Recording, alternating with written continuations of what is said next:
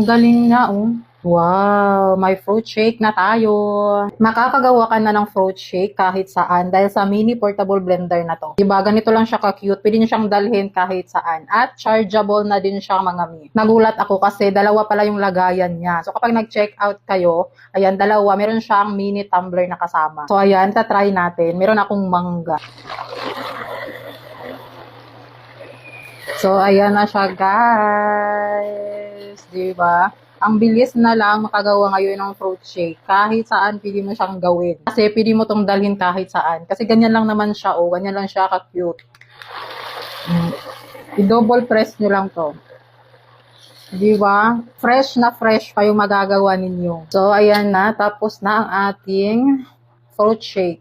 Ayun. So, ito na siya. Pwede mo siyang ilipat dito or yung takip na lang yung ililipat mo dito. O, diba? Tapos, pwede mo na siyang dalhin kahit saan. May ano na rin siya, oh.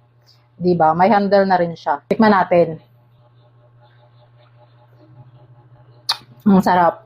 Fresh na fresh. Ayan. So, kung gusto nyo din ng ganitong portable blender, ilalagay ko na lang dyan ang shop kung saan nyo to pwedeng mabili.